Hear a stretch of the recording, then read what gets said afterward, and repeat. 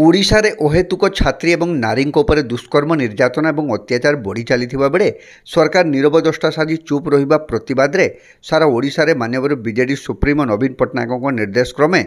August 1 रु August 8 तारीख पर्यंत राज्यव्यापी पुलिस डीजी को चली विक्षोभ और स्मारकपत्र प्रदान क्रम आज बालेश्वर बिजु युवा छात्र जनता दल तरफ स्मारकपत्र प्रदान कार्यक्रम अनुष्ठित हो जाएगी। अवसर में बालेश्वर आरक्षी अधीक्षक एक दाबीपत्र प्रदान करा जायछि। बीजेपी सरकार एक वर्ष भितर औषधाचरण दुष्कर्म नारी निर्यातना अहेतुक वृद्धि पाउथिबा बेले सरकार नीरव दृष्टा साजिछि। से गोपालपुर बीच कॉलेज छात्री दुष्कर्म हेउ कि फकीरमोहन कॉलेज पीड़िता आत्महत्या घटना हेउ, पुरी जिला बड़ंगा नाबालिका जीवंता जाड़ी देवा घटना हेउ, किभଳି दोषी माने दृष्टांतमूलक दंड पाइबे, शिक्षा अनुष्ठान गुड़िक छात्र छात्री मानक सुरक्षा वृद्धि कराजिबो, नारी सुरक्षा पई स्वतंत्र टीम गठन सह पर्यटन स्थली मानकरे स्वतंत्र पेट्रोलिंग व्यवस्था कराजिबा पई लिखित स्मारकी पत्र फकीरमोहन कॉलेज और अन्य कॉलेज आसीथिबा छात्र माने एवं युवा छात्र बीजेडी नेतृत्व माने प्रदान करथिले। इस शोभायात्रा छात्र सभापति सीमन दास महापात्र, युव सभापति तापस परिड़ा, राज्य युव कार्यकारी सभापति शुभेन्दु दास मंगराज, राज्य युव साधारण संपादक तापस माणिग्राही, राज्य छात्र साधारण संपादक ओम प्रकाश महापात्र, राज्य छात्र साधारण संपादक शुभम साई महापात्र, राज्य युव संपादिका जयंती दत्त, राज्य छात्र साधारण संपादक सिमन सामल, जिला छात्र नेता सुशील पंडा, टाउन छात्र कार्यकारी सभापति चिन्मय महांती, फकीरमोहन कॉलेज छात्र नेता स्वस्तिक सामंत, छात्र नेता जगदीश आचार्य, शुभम नायक, जीवन संग्राम मिश्र, गजेन्द्र नायक, हरीश जेना, शेख बुरहान, ओंकार नायक, हर्ष खंडेलवाल, जाकब सिंह शताधिक छात्र छात्री उपस्थित रही थे।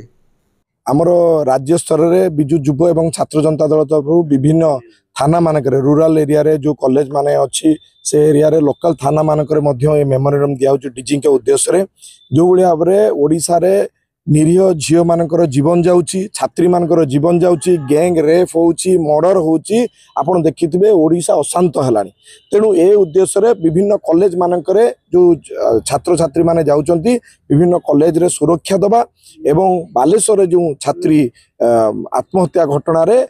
ठीक भाव में तदंत करवा, जो माने दोषी अच्छी अच्छी से आज पर्यंत अरेस्ट करा जाउनी, तांको घंट घोड़ा जाउची। या पर आपण देखिथिबे पुरी रे जो भाया गुड़े नाबालिकार मृत्यु है एवं विभिन्न क्षेत्र में जो ओडिशा सारा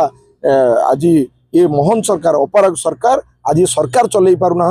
एवं निरीह लोक मानकर जीवन जाऊँगी, समस्त को न्याय मिलू एवं प्रत्येक कैंपस रे जो गाँ कॉलेज टू आरंभ करी आमर महाविद्यालय एवं यूनिवर्सिटी मानकर व्यापक सुरक्षा व्यवस्था करा जाऊ, यही सब डिमांड रखिक आज आम डीजी उद्देश्य एसपी को आम स्मारक पत्र आज आम पूर्वतन मुख्यमंत्री बिजु जनता दल सभापति नवीन पट्टनायक निर्देश क्रमे जो भाई भाव में वर्ष 1 भितर